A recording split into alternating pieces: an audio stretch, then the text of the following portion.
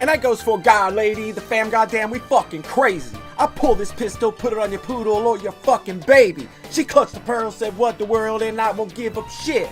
I put the pistol on that poodle and I shot that bitch. Labyrinth Touhou 2. Episode 11. Welcome back. When last we were together, we cleared floor 3 by defeating a pretty awesome boss fight.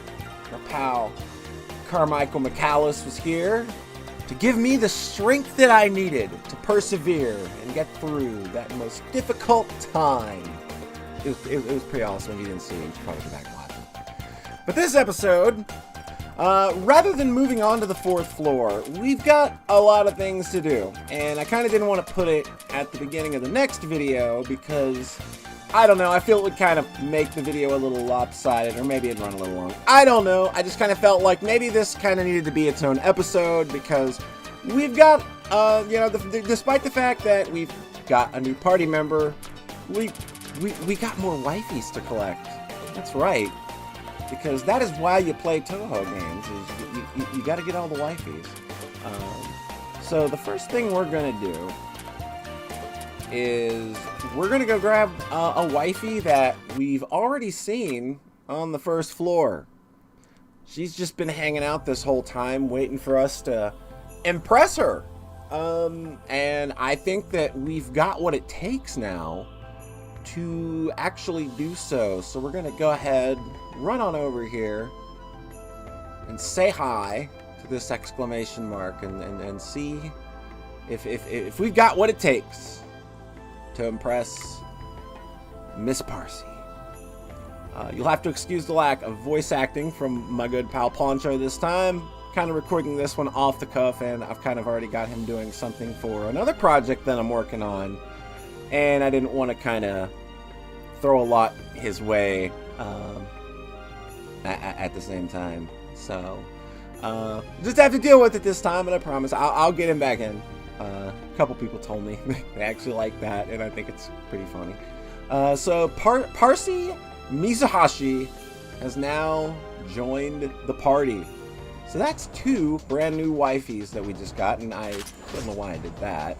Should have just exited the dungeon, but we'll take a couple extra experience points. Not that they're going to matter. We're going to go ahead and pop ourselves on out of here. And we have 1 more wifey to grab. So what we're going to do is we're going to go to Miss Notori's workshop. And we're going to go create some sub-equipment. So I've created some stuff already. I believe it was mostly in preparation for the fight that I was getting into last time. With all the instant death and stuff, I haven't rewatched the video. It's been a while, okay? You gotta forgive me here. But we're going to craft some books of stamp bingo, and these are just like small, mine plus 12%, which, yeah, that can be useful. It's always good to have some extra defense hanging around. This is a notebook that keeps track of stamp bingo rally stamps. It's quite fun looking for those, for these throughout the entire game, but they can be really well hidden. Collecting these without a guide is extremely difficult. Yep.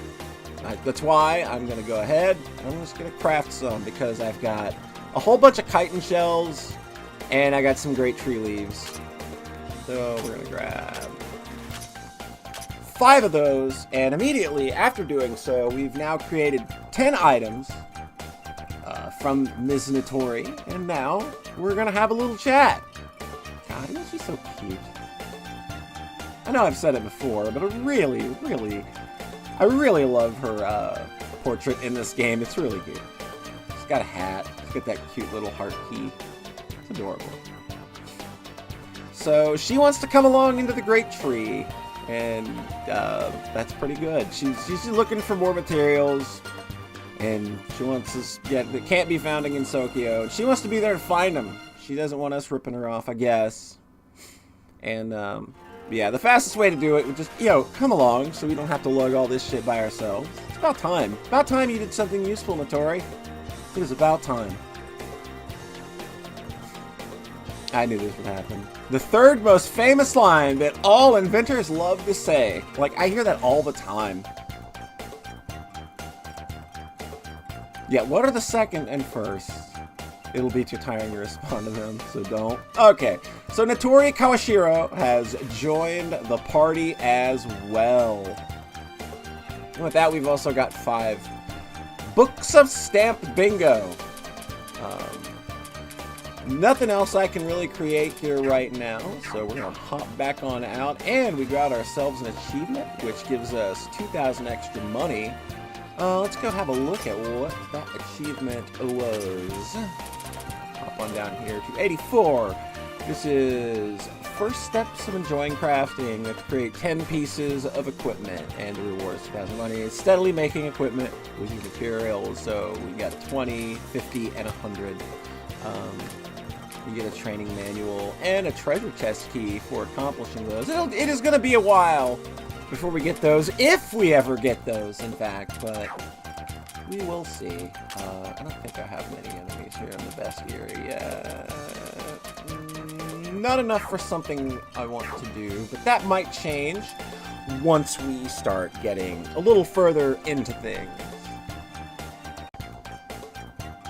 So now, let's go have a look at all the wonderful little wifeys we've collected. We are going to ditch poor Rinosuke because we have no real use for him. Chen, not really interested in using her at the moment. And who else are we gonna drop? Well, we can't drop the strongest, of course. I think we're gonna drop Rumia for now to bring in Notori. Now, we're going to go have a look at this wonderful triumvirate that have joined the party, starting with Miss Komachi Onizuka. She joined the party after we kicked the living poop out of her last episode. She is essentially a hit point tank. Her hit point growth is going to be ridiculous. She's gonna like hit 10,000 hit points while most other characters are hitting maybe 3 to 5k hit points. I typically don't use her for boss fights. I usually use her as maybe a backup tank when I need to pull somebody out, and she's also good for having in the front when you're exploring. So we've got 2 viable tanks now in Momiji and Komachi, so we should be able to get a little more done each time we hop into the dungeon. The only thing that's really going to be a problem is making sure that she has a lot of TP, and she starts with 28, which is good, but I will be augmenting that throughout the playthrough to kind of like just keep her viable, because again, the amount of damage a character takes by the end of the battle determines how much TP they lose, and we don't want her going back after 2 or 3 fights, and that would be a bummer. So she specializes in a lot of instant death. Basically, nearly all of her attacks, yeah, actually all of her attacks, except the Scythe that chooses the dead, carry the ability to inflict death, and the more points you invest in that, the better chance it'll have of doing so.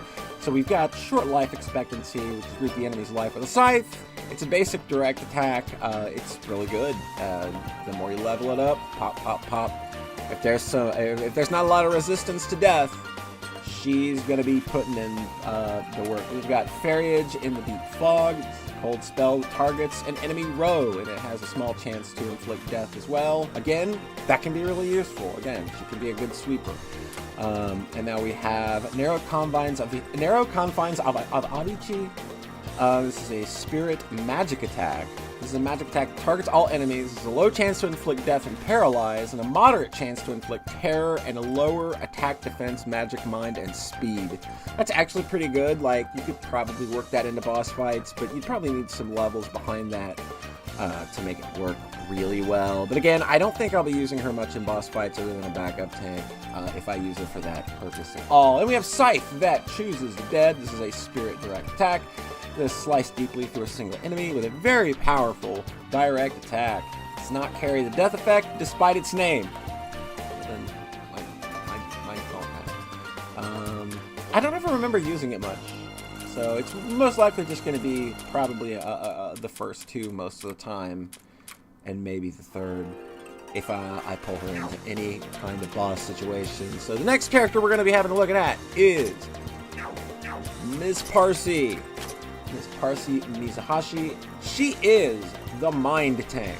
Nobody in the game has a higher mind stat than her. So if at any point there are enemies out there throwing out like the heavy-hitting magic attacks, she's going to be the one you want on the front row because she will take that in the face and laugh at it.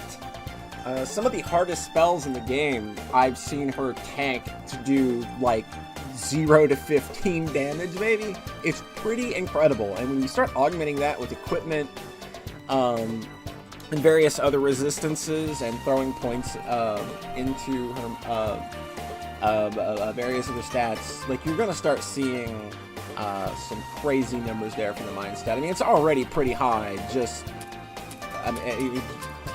yeah, you can see that this is a character that's leveled up, and just starting at level 1, she's already half of what Kaine has. So she is a character that specializes in physical, a lot of direct attacks that play with the terror status effect. So we start with large box and small box. This is a special spell that has random damage. It becomes a very strong spell. The chance of the strong attack is based on the skill level, so it's basically rolling the dice. Like maybe Setzer in Final Fantasy VI. And Kate Sith in Final Fantasy VII. Those are the only two games I know that use dice. Oh, I'm so well versed in video games. Okay, and we have a Midnight Anathema Ritual. This is a spell that targets a single enemy and can inflict terror and silence. The infliction rate is low, but the duration and effect is very high. This is really good when you want to just like slap a long-term terror or silence on something, and I do believe that the infliction rate does go up as you level that up, and this, I believe, couples very well. No, let's see. Okay, this is okay. You'll have to excuse me. It's been a while. Okay, so we got Grudge Returning. This is an all enemies dark direct attack. This is a spell that targets all enemies and can inflict terror. The damage and terror effect is small, but the infliction rate is quite high. This is the opposite. This inflicts a small duration of terror, but it hits much more frequently. So we've got Jealousy of the Kind and Lonely, which is her most unique spell card. This is a dark direct attack. This is a spell that deals very high damage only to enemies affected by terror. So this is what you kind of want to do with her, is try to get a terror slapped on an enemy and then smack them with Jealousy of Kind and Lovely. So the damage increases depending on the terror effect currently on the enemy. After the damage is dealt, the terror effect will be removed.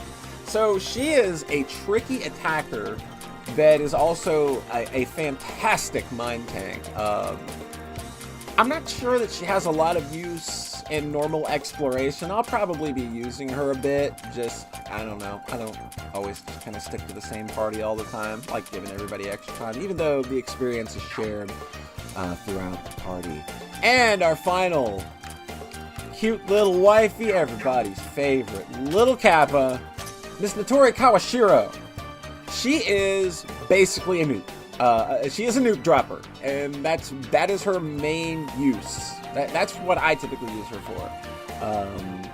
She's kind of a one-trick pony. I don't really ever remember using her much while exploring, so she's a bit of a utility character for the most part, at least with how I've played. But hey, you know, I could change my play style throughout the game. I'm capable of adapting.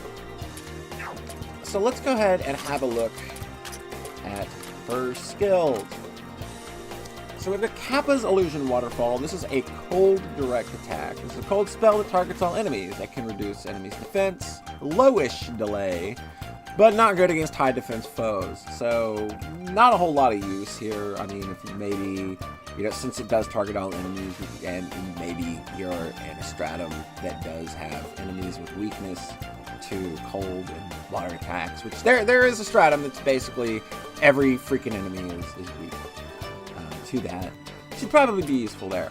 We got Extending Arm. This is an all enemies nature direct attack. This is a nature spell that targets all enemies. The spell has no special effects, but his damage is stable. It's kind of, hey, here's a nature attack. It's all right. And this is the reason that we keep her around and we bring her into every boss fight possible. This is the Super Scope 3D. Costs 15 magic points. A single enemy physical direct attack. This is a super weapon that's somehow crossed over into Gensokyo. Very strong damage against a single enemy. It costs a lot of MP, I do believe. It's all of her MP. It's kind of like Marissa's that beam thing she uses. I forgot what it was called because I'm not a real Touhou fan. Touhou's stupid. Why did I forget the name of Marissa's beam? That's gonna bother me now. Hold on, let's go look. No, I'm not gonna let this happen. I'm gonna show everybody. I know what I'm talking about. Yeah, Master Spark, that one. It's kind of her Master Spark, only it doesn't use remaining magic points to determine the damage. She just throws out a big ass attack, and it hurts a lot. The damage formula on this thing is insane, as it was in the first game. She will be the first character to be doing 6-digit damage. I almost guarantee it. And to help her with that, she's got a portable versatile machine. This is a self-target physical. It's an auxiliary action. It fits in the palm of a hand, creates a small item to help you with the fight. This increases all of her stats. I do believe the bonus is 10% starting out, but you can up that by investing skill points in it. And that's basically used to have her for her to help herself while other characters buff her up to just blow an enemy out of the water with the Super Scope 3D. It's very, very useful. So for the most part, Notori's going to be sitting on the back lines for a fight until you need to bring her out, buff her up, pull her back out, bring her in when you want to like either bypass the phase of a boss or you're trying to have a damage race with a boss in the final moments. She is a good character to have this early in the game, so I highly suggest if you're going to play this game, do you some crafting, get her on your side. It's gonna work out for you really well. So that is going to do it for this episode. That's all I really wanted to do this time around. I kind of want to go in. I need to reset everybody's level up bonuses. I need to get everybody geared out again. Spend some money at the Magic Library. Kind of get everybody geared up for the next stratum, because things are going to start getting a little different. We're going to start getting a little more complicated. So the next time we meet, which is hopefully very soon, we're going to be tackling floor 4. So how do you run videos again? I have not done this in far too long. #professional.